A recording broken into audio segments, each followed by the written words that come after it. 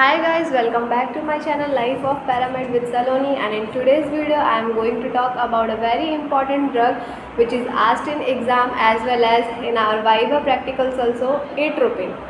So atropine, in today's video I will be talking about its uses, adverse effect, mechanism of action, pharmacological action, pharmacokinetics and many more.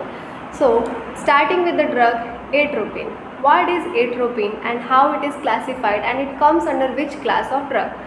So first thing is atropine comes under the class of drug anticholinergic. Atropine is an anticholinergic drug. What do you mean by the word anticholinergic?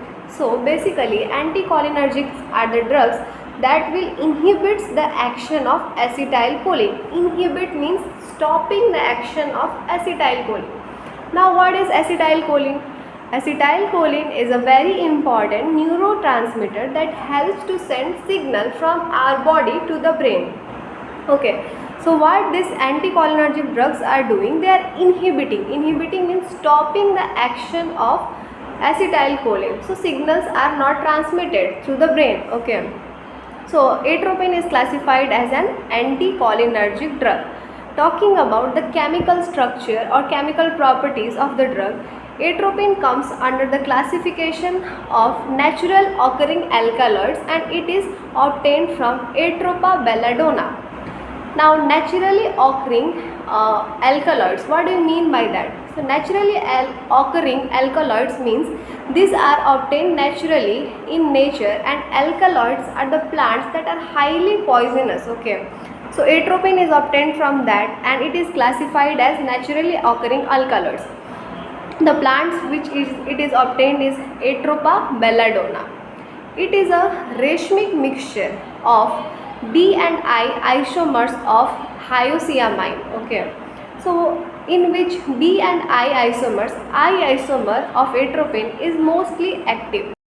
So talking about the physical properties of atropine, it is a clear colorless solution of 0.5 and 0.6 ml of ampule. It is available. It is also available in 0.5 mg tablet form. Talking about the routes of administration of atropine, it can be administered orally, it can be administered intramuscularly, it can be administered intravenously. So the oral route of administration has less effect as comparing to intravenous and intramuscular route. Talking about the doses of atropine, atropine is given at the dose of 0.015 to 0.02 mg per kg body weight of the patient.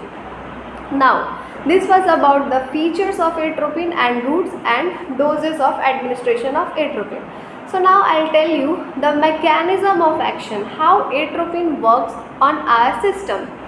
So basically I said atropine is an anticholinergic drug. So when atropine is given, it goes and acts on the receptor where acetylcholine, a neurotransmitter, is active. So atropine or anticholinergic drugs, atropine is similar to acetylcholine. So it will go and bind to the acetylcholine receptor. What it will do? It will inhibit the action of acetylcholine. Whatever acetylcholine was doing, it has stopped. So basically this is your acetylcholine receptor and this is your acetylcholine. So acetylcholine was going and binding to its receptor. So what atropine is doing, atropine, which is our new drug, atropine is structurally similar to our acetylcholine. So it will inhibit acetylcholine to act on the receptor and it will go and bind to the acetylcholine receptor by removing acetylcholine to bind to its receptor. See, on receptors there are different types of tissue where different receptors are located. So we have 5 types of muscarinic receptor, namely M1, M2, M3, M4 and M5 muscarinic receptor. So basically in context to atropine, atropine will go inhibit the action of acetylcholine and will act on muscarinic receptor 2. So the main effect of atropine can be seen on muscarinic receptor 2. Now this muscarinic receptor 2, it is present on our heart tissue. So what happens is when atropine goes and bind to the acetylcholine receptor, it will act on muscarinic receptor 2. So basically what is happening, I am talking about normal thing. So the normal physiology, when parasympathetic system act, our parasympathetic system is a system that will control rest and digestion. So when parasympathetic system is normally acting, means acetylcholine is binding to acetylcholine receptor, it lead to increase or decrease in heart rate. So parasympathetic system is focused on rest and digest. So in parasympathetically it will decrease the heart rate. But when we are giving anticholinergic drug, that is our atropine, so when atropine is given, it will inhibit the action of normal mechanism. Okay, it will stop the action of parasympathetic system. So in normal mechanism, parasympathetic system was decreasing the heart rate. So in case of atropine, when it is given, it will go and act on muscarinic receptor 2. Okay, so what it is doing, it is acting oppositively. Okay, and instead of slowing the heart rate, it will helps to increase the heart rate of the patient.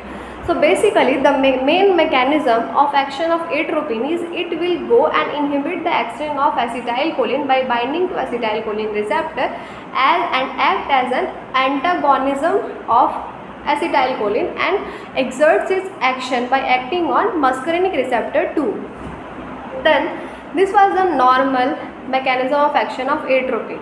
Talking about its pharmacokinetics, pharmacokinetics is nothing but how the drugs is reacted in our body. So we have 4 things in pharmacokinetics: absorption, distribution, metabolism and excretion. So they are talking about the first thing, that is absorption. So atropine is absorbed mainly from the gut.